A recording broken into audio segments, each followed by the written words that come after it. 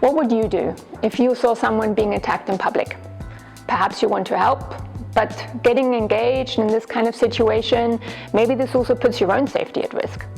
In my research, I study how people perceive and how they deal with this trade-off between pro-social motivation on the one hand and risk perception on the other, and I'm particularly interested in how this changes across the adult lifespan. I'm Loreen Tisdall, and this is my Quickfire Q&A.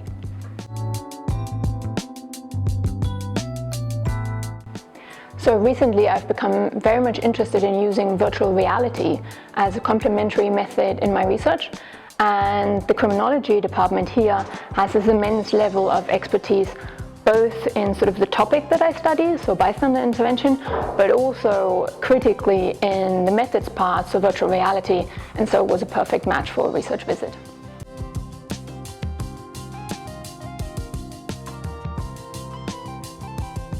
That's actually a super fascinating pattern in the literature.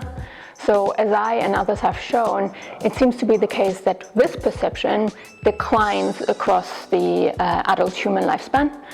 I mean, there is some dependence on sort of how you measure this and sort of what domain you look at, but overall this seems to be a general trend. But at the same time, I was seeing these beautiful figures in the literature which were suggesting that for pro-social behavior, this is actually the opposite, that it's increasing across the lifespan.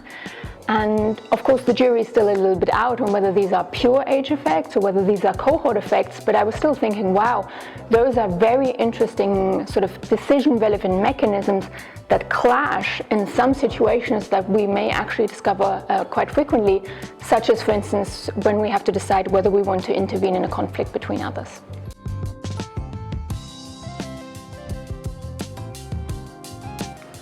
So in one of my research projects, I'm actually looking at this trade-off between risk perception and pro-social behavior in the context of intervening in sexual harassment.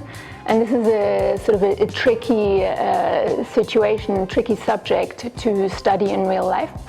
And so virtual reality is actually an ideal sort of alternative method, because what we can do is we can on the one hand create very controlled experimental settings, but at the same time we can immerse individuals in these really sort of plausible and realistic settings. And then in that case, basically, because people are experiencing the scenario, this also evokes all the sort of relevant decision-making processes that we would want, like cognition, emotion, perception.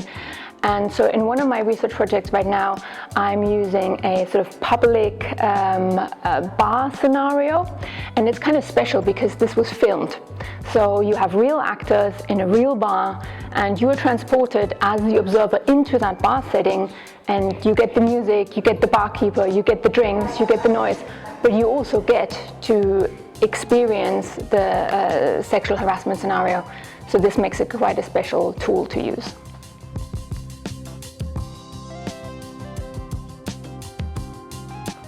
So with my research, I actually look at two kinds of questions. The one question is, of course, we want to learn more about what are the sort of facilitating factors, but also the barriers to intervention behavior and how this may change across the lifespan. And of course, we want to, in the end, know more to sort of encourage individuals to step in and help others. But it's critical to also propose strategies that feel viable to the people who are supposed to step in and help.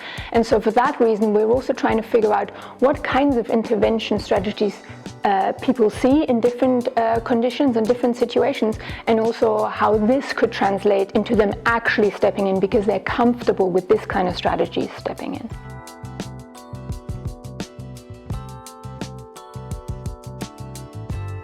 Yeah, that's a very important question. Of course, the literature is proposing a lot of factors that can help to increase intervention behavior by bystanders.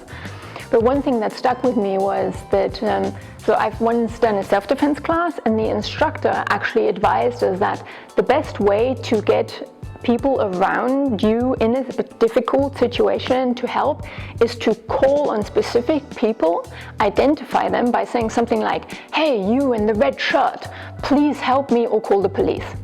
And then I realized that this is actually backed up by theory, because the idea is that in order to get to help or to be in a position where I think I may want to help, I need to go through a cascade of decisions.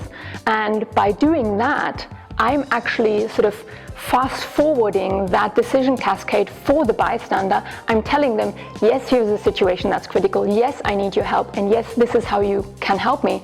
And so this would be one piece of advice to really identify people and engage them in the situation directly at a critical time.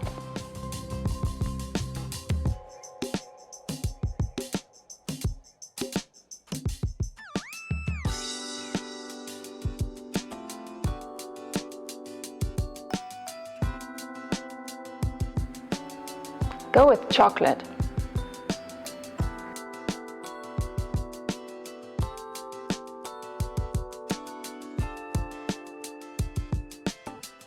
Cow fighting.